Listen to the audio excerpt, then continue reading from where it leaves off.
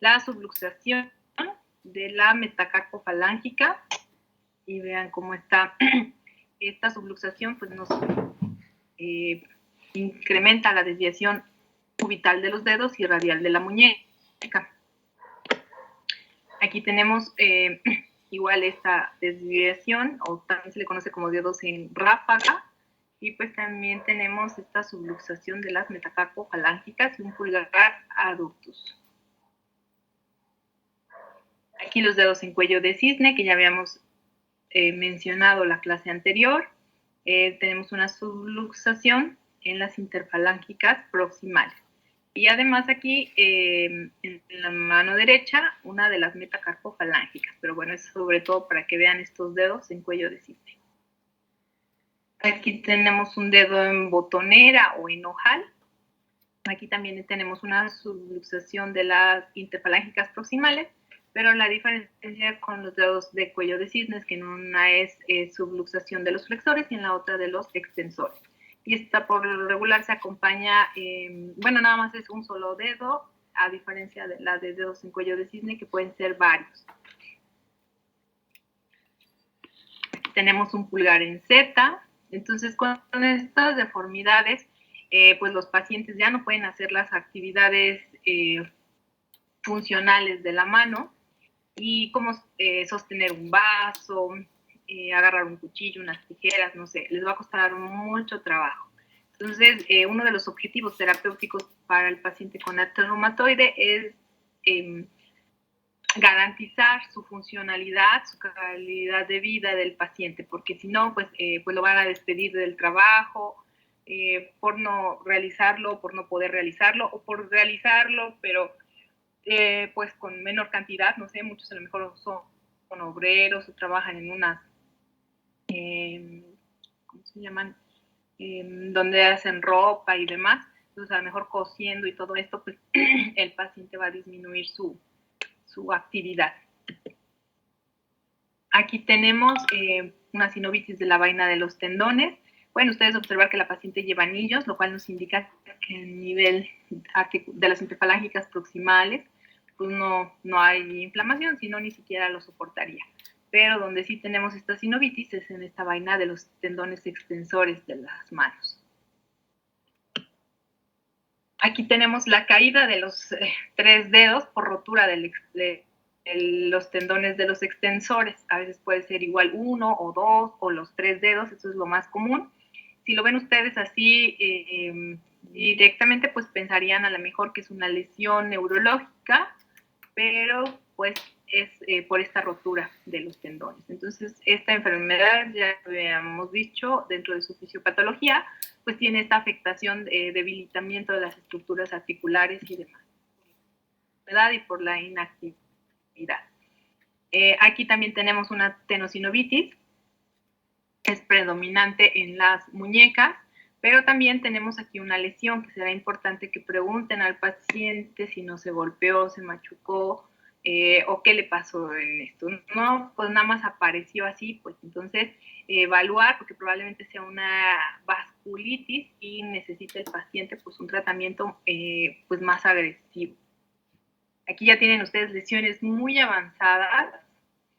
Afortunadamente ya es difícil que un paciente llegue a esto, obviamente si está con tratamiento y demás, y si se le diagnosticó pues lo más temprano posible. Entonces, tanto los criterios de diagnóstica se han ido mejorando para detectarlos lo más temprano posible, como ha habido avances en los tratamientos farmacológicos, entre ellos el uso de terapias biológicas que ayudan a la disminución de la inflamación, y que por ende, cuando los pacientes son refractarios a tratamientos con inmunosupresores y demás, estos tratamientos biológicos ayudan a controlar la respuesta autoinmune y ya no se ven tanto estas deformidades. Pero anteriormente, antes del 2004, no estaban estos medicamentos en México. Ya existen desde el 75, pero en México, y además aprobados por la FDA hasta el 2004, que es cuando entran estos medicamentos, y afortunadamente pues esto ayuda mucho a disminuir el riesgo de mortalidad, además de estas deformidades. ellas son combinadas, vean. Tenemos la subluxación de las metacarpofalángicas, tenemos la desviación radial de la muñeca, cubital de los dedos, y aquí tenemos un dedo en botonera de la mano izquierda, el segundo dedo. Ay. ¿Qué alcanzan a ver ahí? ¿Sí? Una pregunta, doctora, porque tengo una duda. Sí. En el caso de la deformidad, bueno, en ese caso de la paciente que tiene la deformidad articular, ¿existe alguna terapia o aparte del tratamiento farmacológico que pueda ayudarle a recuperar la funcionalidad de los dedos o de las manos, o ya el daño ya es permanente? O sea, hay terapias físicas para que puedan... El daño que ya... Ay, ¿qué hice? El daño que ya como tal la inflamación deja, ya no hay vuelta atrás. O sea, la erosión ósea que tenemos, ya por más tratamiento biológico que se le ponga al paciente, no hay vuelta atrás. Les mencionaba que gracias a esos tratamientos ya no se llegan a esas deformidades tan comúnmente como antes. Es importante la terapia física, sí, sobre todo porque, bueno, le tienen que trabajar la higiene postural, ¿sí? A los pacientes es común que tomen posturas antiálgicas para disminuir el dolor, y estas posturas antiálgicas muchas son en flexión. Entonces, al ser en flexión, pues es en donde se va a anquilosar. Entonces, la higiene postural va a ser uno de los objetivos de la fisioterapia o de la rehabilitación, junto con el fortalecimiento muscular. Entonces, más que nada les va a ayudar para tener fuerte la musculatura y por ende más estable la articulación. También se sabe que si hacen ejercicio, pues sus componentes articulares van a tener una mejor condición que aquel paciente que no haga ejercicio, pero tiene que ser en un estado de inactividad de la enfermedad.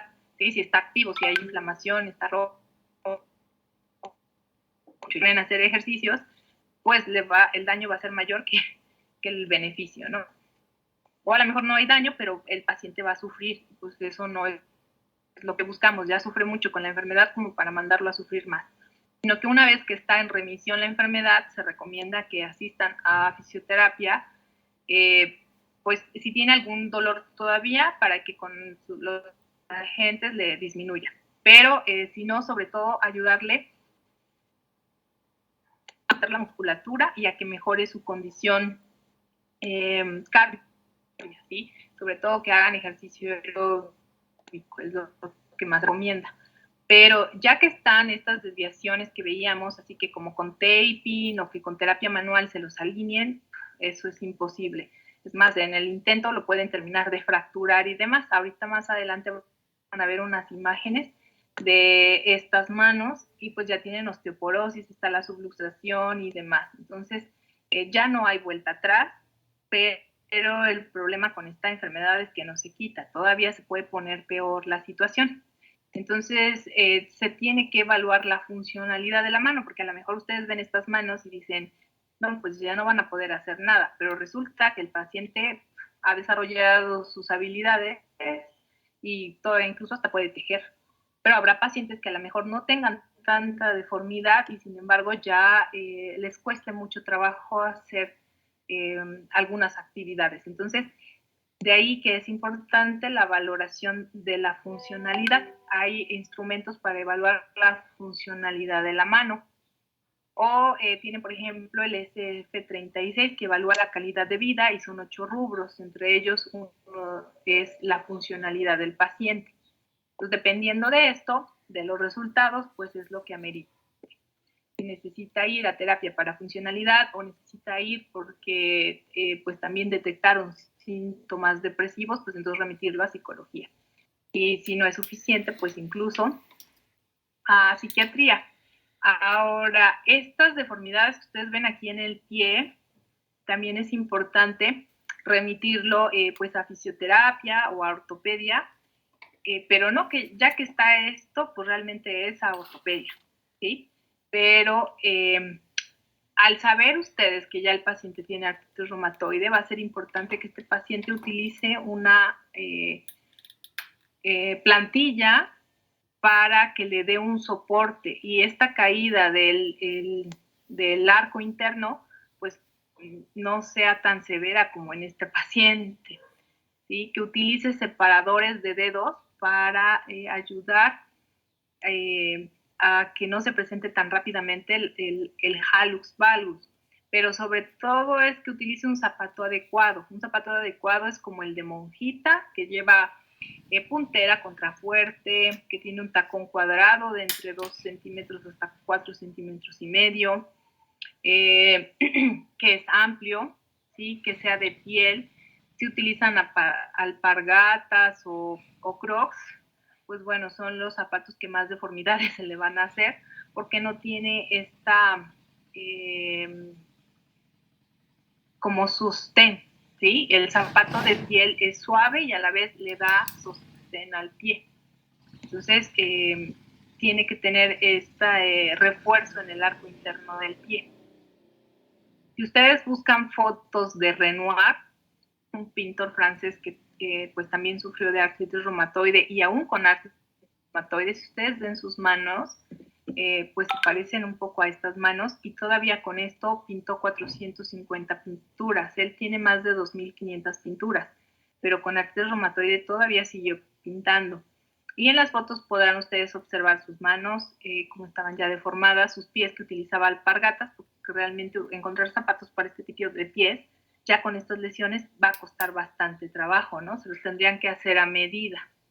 Pero sí es importante empezar a hacer como tratamientos preventivos. O sea, a lo mejor sí se le va a deformar, pero no en demasía. Si hubiera empezado a utilizar el zapato correcto, zapato que no pase de 5 centímetros de alto, zapato que no sea picudo, que no sea estrecho, zapato que sostenga el dorso del pie, ¿sí? Si nada más son de tiritas o muy altos, los dedos empiezan a hacer en garra, ¿sí? Las deformidades de los pies no nada más se van a dar en artritis reumatoide, también se dan en la población en general por usar zapatos inadecuados. Y si no, búsquense por ahí en YouTube y demás, que dice algo así como rostro de ángel y pies de bruja, y salen varias cantantes o actrices que son así súper guapas, pero cuando les sacan los pies, hasta te asustas. Pero es por el zapato inadecuado. No sé si te respondí o hasta te enredé, compañero.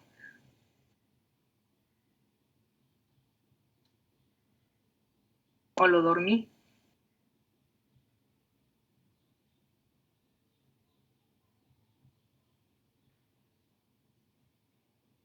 ¿Sí sigues ahí? ¿O sí siguen ahí? Sí, doctora. Sí, doctora. Ya fueron a votar los crocs. Ya. De hecho, con los crocs se hace el pie más ancho. ¿Y los tenis sí podrían servir, aunque no fuera el zapato como usted describe? Dependiendo el tipo de tenis. Por ejemplo, los Puma, los Reebok, los Converse, ahí ya no sé qué más marcas, son muy planos. O sea, tienes la misma altura en las puntas de los dedos como en el talón. Y esto no es correcto. Tiene que haber una diferencia mínima de 2 centímetros. Entonces, pues realmente los zapatos de Nike son de los más caros, pero invierte mucho en ver la ergonomía del zapato.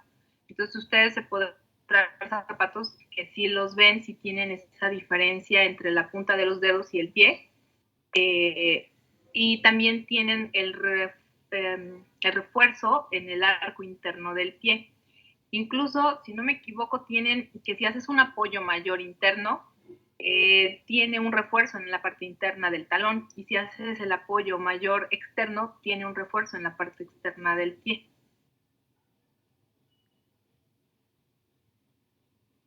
Gracias. Entonces, el Reebok lo tiene de, bueno, pues a lo mejor es que es de piel, creo, ¿no? La gran mayoría.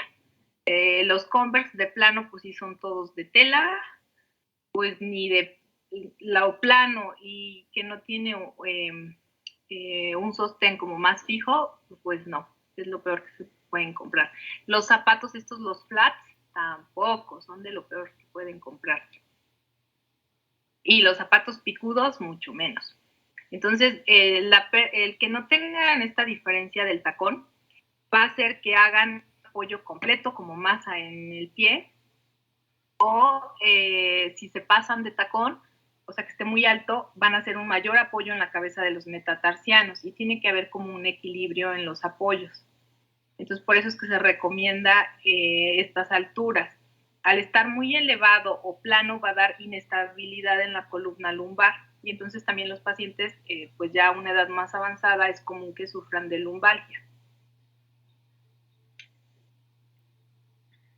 Para calzados, Ahí se cortó tu audio, no alcancé a escuchar la pregunta. ¿qué calzados es el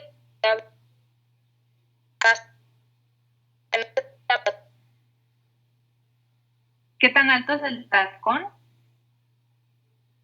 qué tipo de calzado?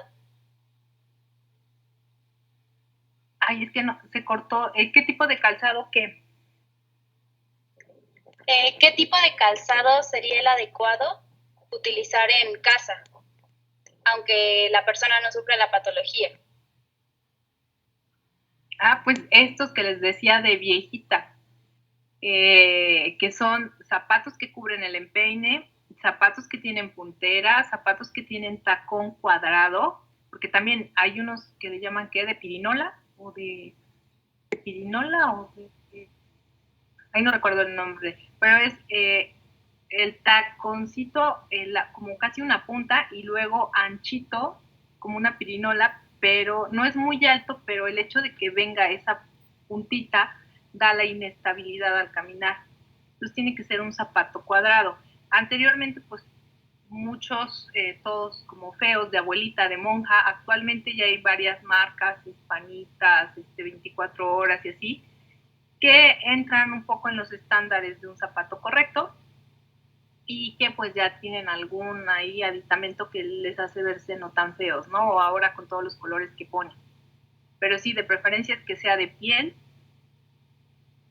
y que tenga esta diferencia con un tacón de 2 centímetros mínimo hasta máximo 4 centímetros y medio, pero a veces no se encuentran de esa altura, entonces hasta 5 centímetros todavía les va bien.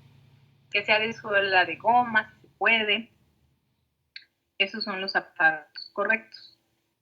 Un 50% de estas deformidades en los pies son por causa de los zapatos. Entonces, no se compren zapatos picudos, ni zapatos planos, ni zapatos muy altos, de tacón muy alto y mucho menos con tacón de aguja. Digo, a lo mejor para una fiesta, pero hay quienes día a día los llevan así.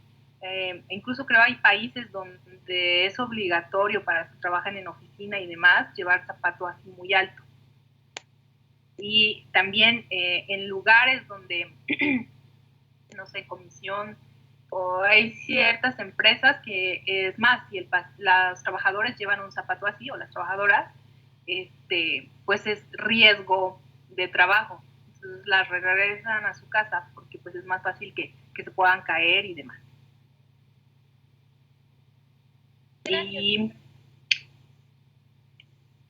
pues bueno, aquí les hace como un pequeño resumen de los cambios. Vean la imagen D y la imagen E, son radiografías. En una, pues normal, hay espacio articular, no hay erosión ósea, ni quiodas, ni estrechamiento del espacio articular. En la imagen E está el panus, están desviaciones. En la imagen F, pues incluso ya están quilosados, y ven ustedes el carpo, ya solo es un solo hueso, y también se ven subluxadas las metacarpofalángicas. En la imagen G se ve una herniación. La imagen B, pues igual las secuelas de artritis reumatoide, apenas inicia, está la inflamación, son incipientes las desviaciones, pero en la imagen B ya tenemos un dedo en cuello de cisne del quinto dedo de la mano derecha, el pulgar en ambas manos ya está afectado y las metacarpofalangicas. En la imagen C tenemos hallux valgus, tenemos dedos en martillo, dedos en garra, caída del arco interno. Y en la imagen H tenemos incluso nódulos reumatoides. Los nódulos reumatoides son de consistencia firme, no son dolorosos y pueden estar tan grandes, pueden llegar a ser tan grandes como una nuez. Pueden estar adheridos a planos profundos o no. Entonces, habíamos mencionado que era de mal pronóstico, o sea, que incrementa el riesgo de mortalidad la presencia de nódulos reumatoides. Solo el 25% de los pacientes lo pueden presentar.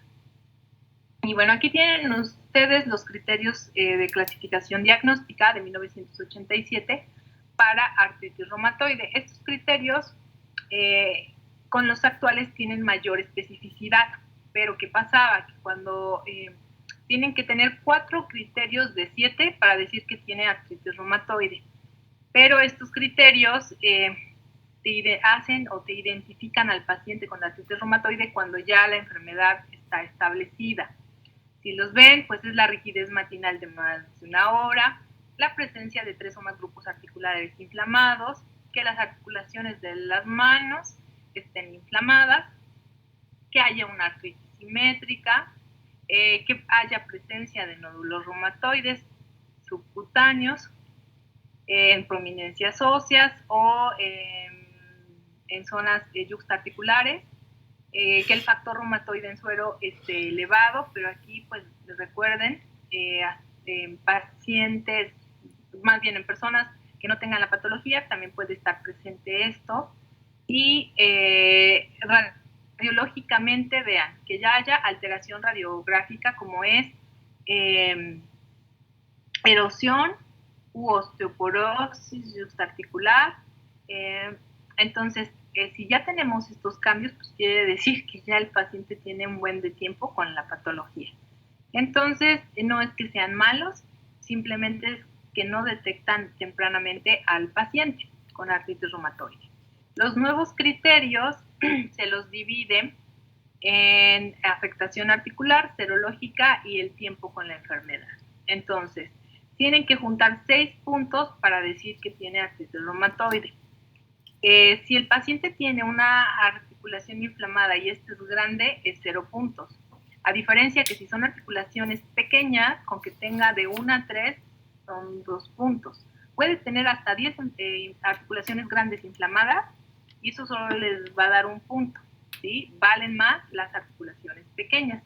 Y aquí lo máximo que pueden sacar son 5 puntos. Obviamente, si ya estamos hablando de un paciente que tiene más de 10 articulaciones inflamadas o afectadas, pues esto quiere decir que ya el paciente tiene bastante tiempo con esto. Entonces, la gran mayoría, si los detectan tempranamente, se encontrarán con 2 o 3 puntos de afectación articular.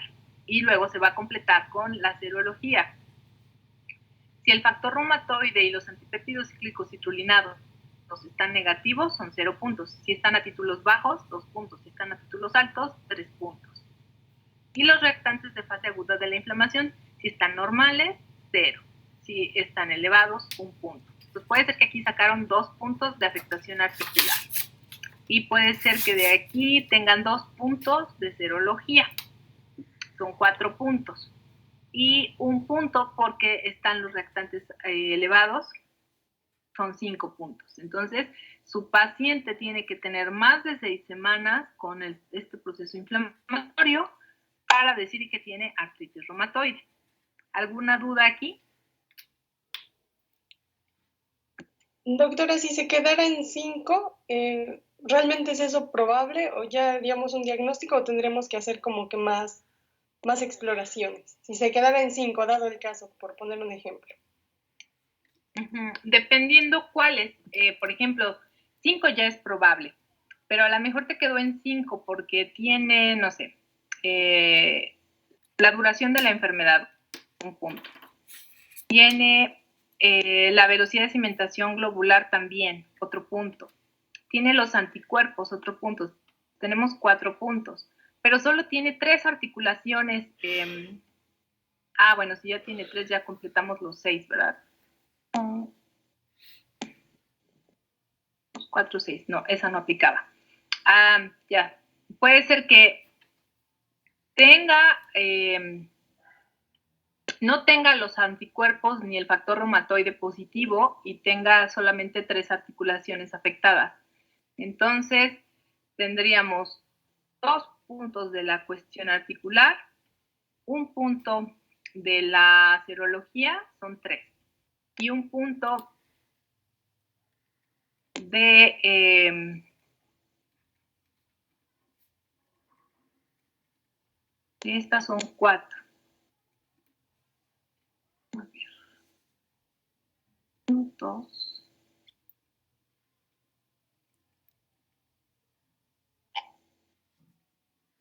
Tendría que tener más articulaciones inflamadas para estar en 5. 3 aquí, 0 aquí, 1 aquí, 4 y 1 aquí, 5. Pero el hecho de que ya tenga bastante tiempo, o sea, es probable, ya nada más sería en cuestión de tiempo que se presenten estos anticuerpos. Les mencionaba que en un principio puede ser que estén negativos, pero más adelante no. Entonces aquí lo que se tendrá que hacer es ser probable y obviamente dar tratamiento para el proceso inflamatorio y para las molestias. Y cuando se vuelva a evaluar si ya aparecen estos anticuerpos positivos o si hay más articulaciones inflamadas, entonces ya se completan los 6 puntos. Pero no es de mandarlo a su casa, no tiene usted nada, no, sino es monitorearlo, darle el tratamiento para esto. Obviamente no le vas a dar inmunosupresores, sino nada más para AINES y estar monitorizando.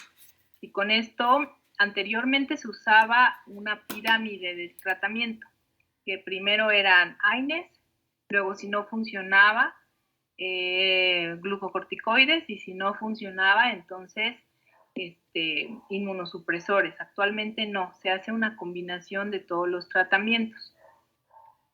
Entonces, con este paciente lo único que no podrías poner pues son los inmunosupresores, pero sí sería importante que la estés monitorizando porque en cualquier momento puede ser que presente más articulaciones, por ejemplo, inflamadas.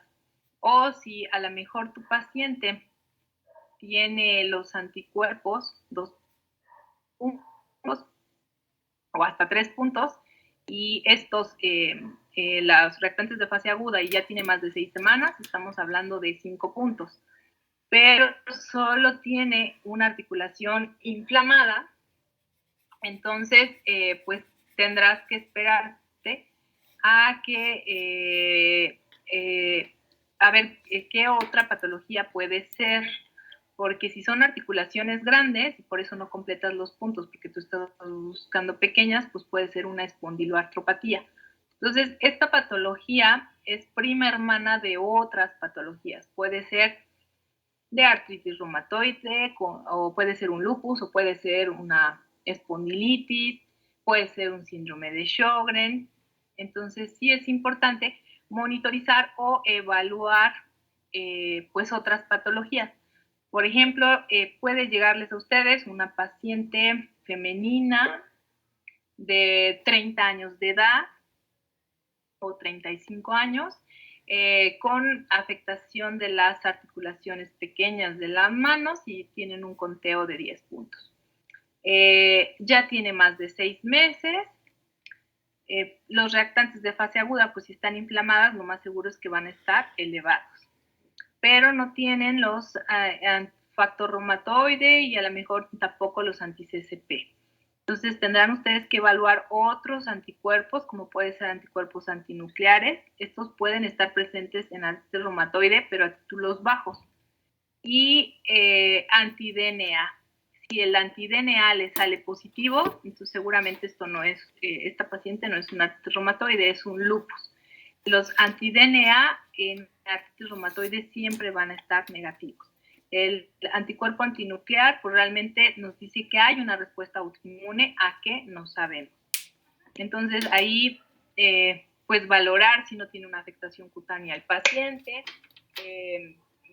ver si no hay una afectación hematológica, porque a veces pueden presentar una anemia hemolítica, anemia normocrónica, y entonces también esto te da más posibilidades a la patología. ¿Sí? Normalmente la artritis reumatoide sí empieza más con la cuestión articular, a diferencia del lupus, que el lupus puede empezar por cualquier sistema.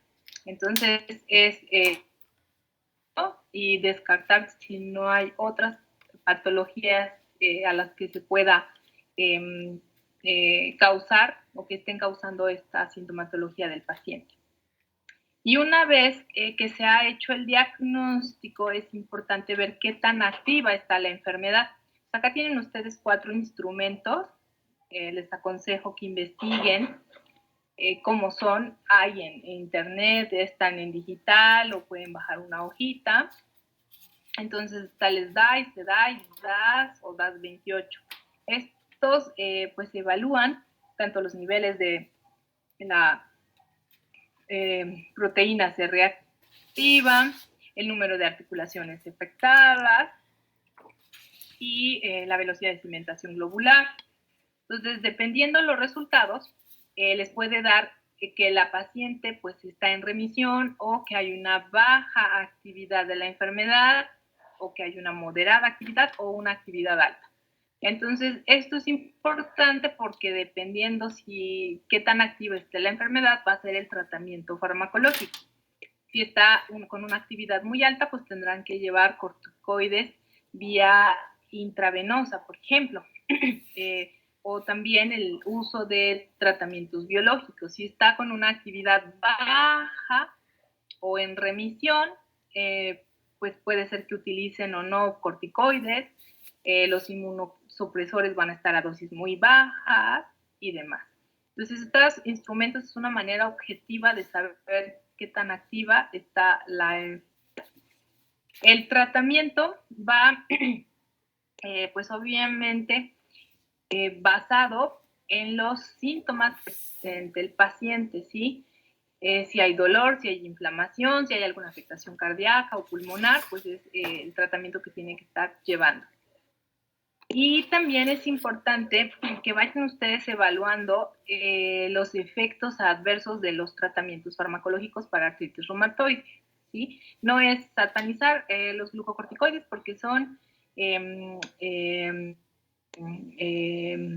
ayudan a que se presente la hipertensión, la osteoporosis y demás, sino que, pues bueno, es un tratamiento básico para estos pacientes, entonces hay que acompañarlo con su calcio y su vitamina D para ayudar a prevenir estos problemas de osteoporosis. El metrotexate es hepatotóxico, pues estar vigilando el hígado, acompañarlo de ácido fólico por la anemia que puede provocar. El tratamiento con hidroxicloroquina o cloroquina, pues también da retinopatía. Entonces, mandar remitir al paciente a oftalmología para una vigilancia de esta situación, ¿no? Entonces, incluso los AINES, pues cuál es su efecto adverso, si utilizan COX-1, la disminución de la mucosa gástrica, entonces la presencia de gastritis, tienen que ir acompañados y se van a estar tomando por más de 7 días de sus protectores gástricos como es omeprazol, ranitidina y demás. En el caso de que utilicen los COX-2, pues ya no es necesario esto. Y, pero, pues si el paciente tiene algún problema cardíaco, pues es importante, en algunos casos, contraindicado los COX-2 o tendrán que ir monitorizando estas situaciones. Los tratamientos quirúrgicos solo cuando sean pertinentes, ya vieron ustedes, hay unas deformidades tremendas, pues no hay otra forma de tratarlo y a veces incluso pues tampoco se va a poder porque la calidad del hueso ya no va a permitir soporten esta cirugía. Como objetivos terapéuticos va a ser que disminuyan el proceso inflamatorio a nivel articular y pues obviamente que disminuyan este dolor. retrasar o evitar esta destrucción de las estructuras y sus secuelas, preservar la función articular y muscular, garantizar la calidad de vida del paciente que les mencionaba y su actividad laboral, que tenga el paciente pues un bienestar físico, psíquico y social. El paciente es muy dado a buscar tratamientos que le recomienden, donde les digan que con eso se va a curar, ¿no? Esta enfermedad no se cura, y si el paciente le dicen, vaya usted a los piquetes de abeja, porque con eso se curó mi suegra, que con esto se curó no sé quién, son tratamientos que no tienen una base científica y que ¿qué van a hacer? Pues el paciente va a abandonar los fármacos que les esté dando el reumatólogo y se va a meter en esta terapia de abejas. Entonces, se puede activar la enfermedad, una, por abandonar el tratamiento farmacológico o por el propio piquete de abeja, ¿no? A veces también les recomiendan a los pacientes esto de ozonoterapia, varias terapias alternativas que realmente no hay sustento científico, y entonces esto provoca que se perpetúe la inflamación y que deje las secuelas que vamos a ir viendo en las radiografías. Entonces, el paciente con artritis reumatoide siempre se tiene que evaluar la enfermedad, ¿sí? De preferencia, pues detectarla lo más temprano posible. Al evaluarla, tienen ustedes que identificar qué factores de mal pronóstico tiene el paciente. Ya habíamos mencionado el que inicia a una edad muy temprana, el que tenga el factor reumatoide a títulos muy elevados, el que sea hombre, el que tenga un bajo nivel cultural, si presenta nódulos reumatoides, el que tenga actividad constante de la enfermedad. Entonces, si esto es positivo, el tratamiento inicial va a ser con metrotexate de 10 a 25 miligramos por semana o terapia combinada de metrotexate con cloroquina o con hidroxicloroquina y sulfasalacina, leflunomida también. Valorar si el uso de glucocorticoides, si van a ser a dosis altas o dosis bajas. Dosis bajas se consideran menos de 10 miligramos al día, dosis altas más de 10 miligramos al día. Valorar el uso de AINE y en el caso de que haya mucha actividad de la enfermedad, se utilizan ciclofosfamida vía intravenosa y dosis altas de glucocorticoides. Esto es en manifestaciones graves, no sé, a nivel cardíaco, pulmonar, vascular, y solo son por 3 días. Si el paciente no tiene ningún factor de mal pronóstico, entonces el tratamiento es de 10 a 25 miligramos por semana de metrotexate o monoterapia con leflunomida, cloroquina, hidroxicloroquina o sulfasalacina. Valorar la cantidad de glucocorticoide, que en este caso sería dosis bajas, menos de 10 miligramos al día, y valorar igual el uso de aire. Después de esto, se evalúa la actividad de la enfermedad otra vez. Si tiene la misma actividad que, no sé, aquí les aparecía, pues, una actividad moderada o una actividad baja. Si continúa en baja o en moderada, pues tendrán que subir la dosis de medicamentos. Si disminuye, a lo mejor estaba en moderada y abajo a una actividad baja o ya está la remisión, entonces continúan con ese tratamiento. Es importante que conozcan los instrumentos para evaluar la actividad de la enfermedad. Si tenemos una respuesta adecuada, se continúa el tratamiento y obviamente se tiene que evaluar la toxicidad de los medicamentos y ir reduciendo poco a poco el uso de la prednisona hasta lo más mínimo posible. Y eso es poco a poco. A lo mejor se la reducen luego a la mitad y el paciente regresa, oiga, doctor, es que ya se me volvió a inflamar. Entonces, poco a poco. Si no tiene una respuesta adecuada, se aumenta la dosis de metrotexate.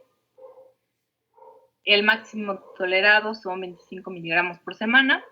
Se aumenta la dosis de prednisona, que quedamos que sería más de 10 miligramos, una dosis alta. Igual se incrementa la dosis de Farme y valorar el inicio con leflunomida.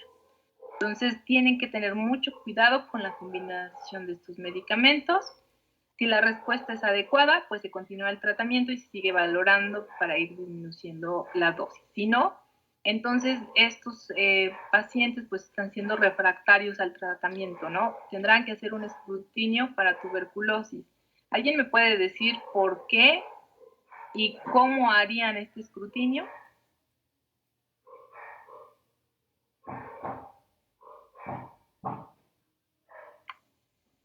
Supongo que el por qué sería porque si nuestro paciente, bueno, bien sabemos que la tuberculosis se va como citar, si el paciente es inmunocompetente puede como delimitarla, pero al dar inmunosupresores esto podría, no sé si tal vez activarla, por eso el escrutinio para tuberculosis. Muy bien, ¿tu nombre? Guadalupe Barbosa Torres. ¿Y cómo la descartas? Podría ser mediante, bueno, solicitar una radiografía o bueno, eso es lo primero que se me viene a la mente, o pues también hacer las pruebas para tuberculosis, que me parece que era la de cuando se tose, pero no recuerdo exactamente el nombre. ¿La de esputo? Ajá, exactamente, esa misma. ¿La de qué? Es que no sé si sea correcto, pero creo que es muestra de esputo. Ajá. ¿Se hacen breves muestras? Es que se corta, ya no los alcanzo a escuchar.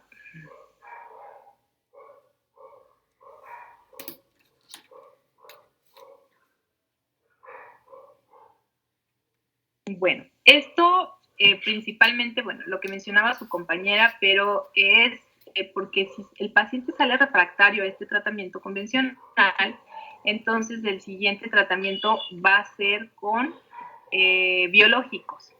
Entonces, de los biológicos,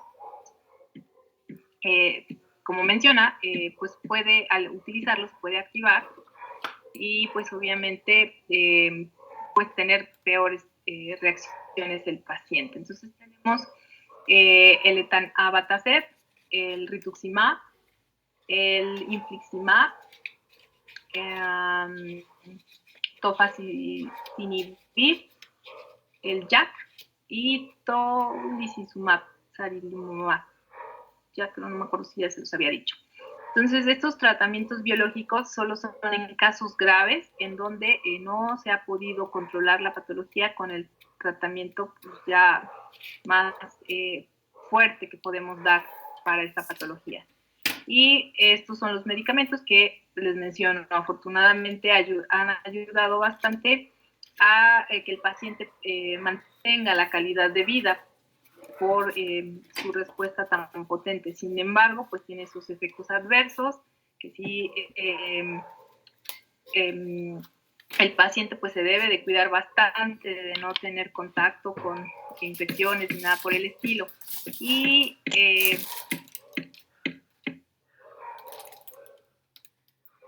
bueno, básicamente eso es sobre el tratamiento. De los AINES, recuerden, en este mapa les decía que hay que valorar, monitorizar los efectos adversos de cada medicamento. Entonces quedamos que de los AINES, sobre todo los COX-1, esta afectación gástrica, entonces tiene que ir acompañado de su protector gástrico.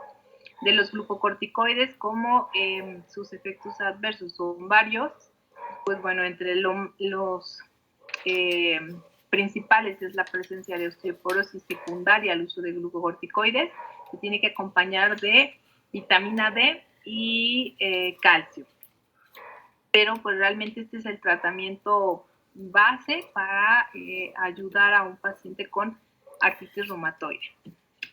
Uno de los primeros pacientes, esto es como historia, un breviario cultural, al que el primero en utilizar este tratamiento con glucocorticoides fue el pintor Raoul Dufy, que es francés, y pues bueno, un médico inglés que le gustaba mucho lo de la pintura y demás, se entera, me parece que se llama, aquí está, Freddy Homburger, le gusta mucho la pintura y se entera en una revista sale sobre las pinturas de este Raúl Dofy, que es como el padre del fauvismo, y pues le llama la atención y se entera ahí que tiene artritis reumatoide. Y como acaban de escribir los glucocorticoides, incluso es el premio Nobel de Medicina, este grupo de médicos que los describen, entonces lo invita, le escribe para que se venga a Estados Unidos para que le pongan el tratamiento farmacológico. Entonces, con esto todavía él logró pintar 2 años más, era también escultor, pero obviamente pues no había los tratamientos inmunosupresores, entonces pues después ya las dosis que llegó a consumir de glucocorticoides eran las máximas y ya no le pudieron dar más. Otro pintor, pero obviamente en él no utilizaron glucocorticoides, es Renoir, y pues este pintor incluso en un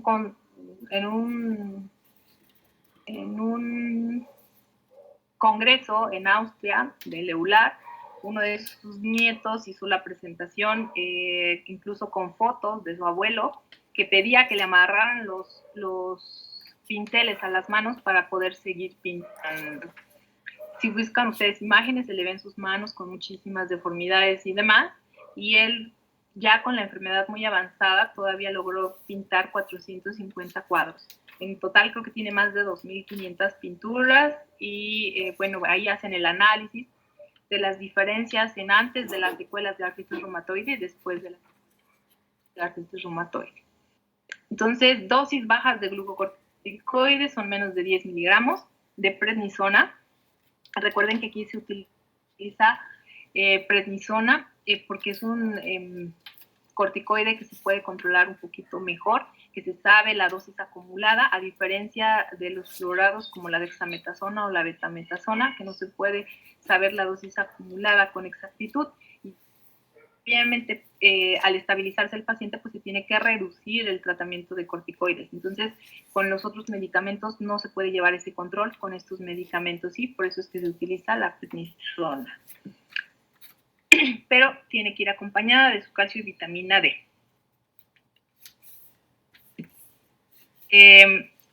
Tenemos los fármacos antirreumáticos o FARAL.